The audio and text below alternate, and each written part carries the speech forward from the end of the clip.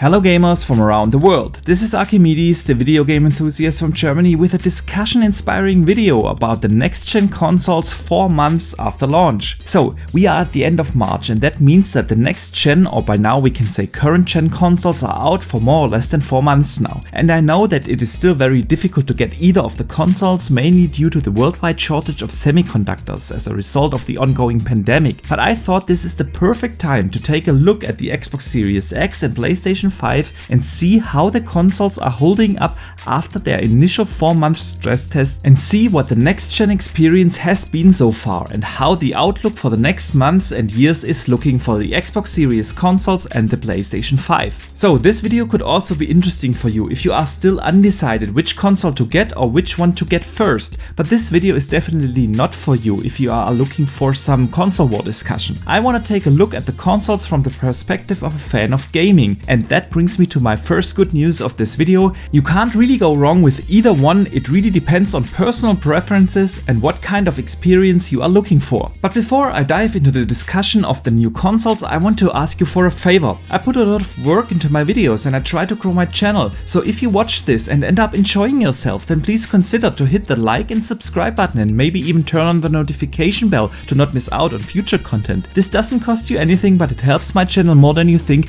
and I would greatly appreciate your support. And now let's have a look on how the Xbox Series X and PlayStation 5 are holding up 4 months after launch. So I really don't want to go into the discussion of the design of the two consoles, because that's obviously personal taste and preference, and you all know how the systems look and can build up your own mind about the design. I want to talk about the overall experience with the consoles, and I'd like to start with the PS5. The PlayStation 5 launched with a couple of great launch titles like Spider-Man Miles Morales, Astro Bot Sackboy and the Demon's Souls remake. And I have to be honest, this was a pretty strong lineup, and even though you can play games like Miles Morales on the last gen consoles, they still gave a pretty good impression of what gaming on the new PlayStation will look like in the years ahead. Gorgeous graphics in Spider-Man combined with the option of either ray tracing for impressive lighting or high frame rates for a super smooth gaming experience. And especially the increased frame rates are what defines the next gen gaming experience in my opinion. It is really hard to go back to the old consoles and play games at 30 FPS once you have been introduced to the butter smooth experience of high frame rates.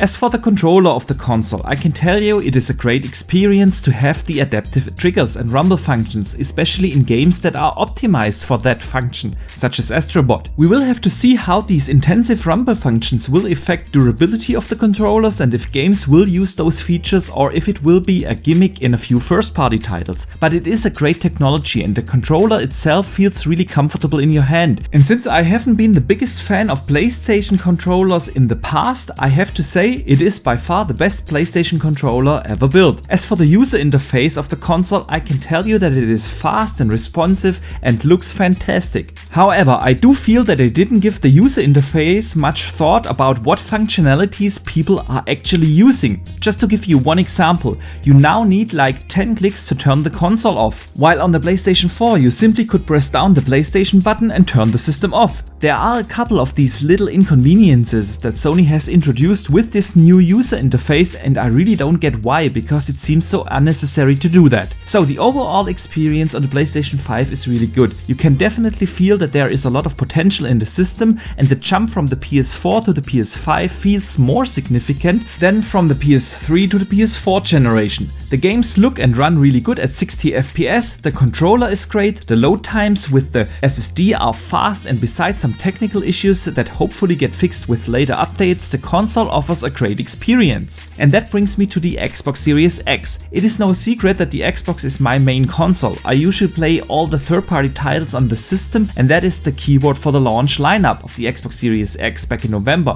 Microsoft heavily relied on third-party support. We all know that Halo Infinite was supposed to be Microsoft's flagship launch title, but we all know that because of the lack of polish, the game got pushed to the fall of 21, and we will get to experience the game later this year. So in the beginning we had mostly third-party support, which in my opinion isn't a bad thing, because the third-party games last fall were great. I played Assassin's Creed Valhalla, a huge open world game, game at 60 FPS with beautiful visuals. I played Watch Dogs Legions with a fantastic looking ray tracing implementation. I had a ton of fun with Immortals Phoenix Rising and especially with Cyberpunk. All those games play beautiful with buttersmooth frame rates, short load times and increased resolution and or ray tracing.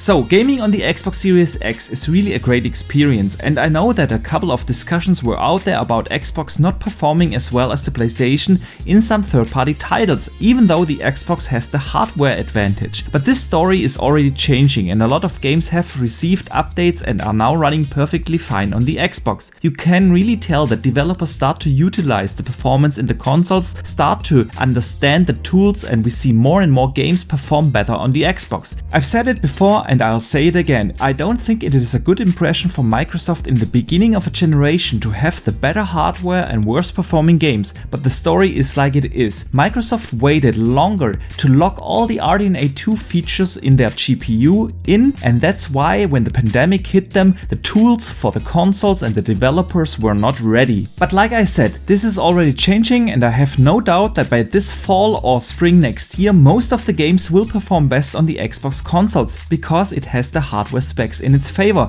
and we hear more and more from developers that the tools are improving a lot to build those games, and those who follow my channel have already seen some of these features. But what really impresses me the most about the Xbox Series X is the seamless experience I have with the console and its ecosystem. I'm playing the Gears Hivebuster DLC and want to jump over to Dirt 5 to do one race with a buddy of mine, and after I lost because I suck at racing games, I decided to continue a little bit in Cyberpunk, and I can do all of that within seconds because of Quick Resume. This feature allows me to instantaneously jump from one game to the other without having to load the game. When I pick up the game, it picks up exactly where I left off, and that is a super seamless experience in between games. I also don't have to take care of save files or anything. All my save files from the older generation are just there. I don't have to see which game has a compatible save file and how I can copy it with a USB stick from one console to the other or something like that. And just a few days ago we had the discussion on social media about smart delivery from Xbox, where the game just knows on which console you are and it just works on whatever console you play. I don't have to read through a manual to see how I can upgrade a PS4 game to run on my PlayStation 5.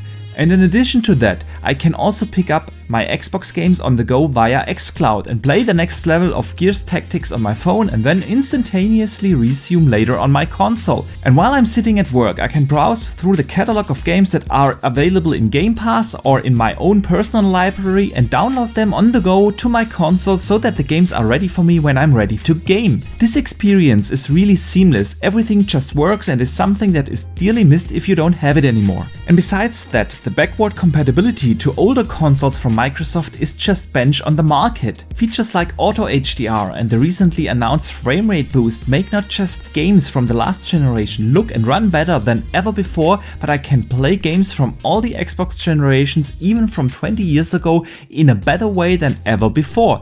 This is just an amazing fan service. And one thing that many overlook is the new Xbox controller with its ultra low latency. You can actually feel that the controller is just more responsive than anything else on the market. So to summarize, just like on the PlayStation 5, games feel butter smooth with the high frame rates on the Xbox consoles. Loading times are super short thanks to the SSD, the console and the games feel very responsive, the experience of the ecosystem is seamless and very convenient in all regards, and I didn't have any technical issues with the console whatsoever.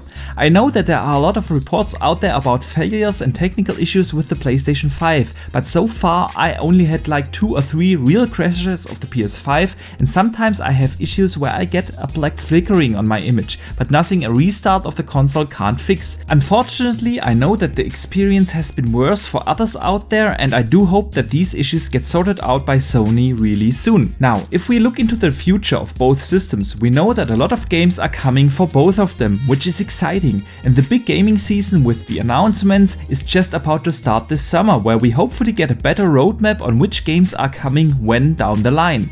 I do have to say one thing though, you can have preferences all you want. You can favor the PlayStation controller or the Xbox controller, or the first party content from Sony or the first party content from Microsoft or whatsoever. But the real star of this new generation will be, in my opinion, Game Pass. And this is now just of course my personal opinion, but I found myself really struggling in justifying buying games at full price on the PlayStation 5. As you know, Sony has increased the game prices on their new console. That's why games are now $70 in North America and €80 here in Europe, which is, depending on the exchange rate, round about $93. And I have to be honest here, there are only a handful of games that justify that price at launch for me, while on the Xbox gaming became cheaper than ever before with the Game Pass subscription service. And I know that not every third-party game comes into Game Pass day one, but they have, for instance, EA Access in there, so we know that all EA games are coming into the service about 6 months after launch, and we know that all Xbox first-party games are coming in day and date,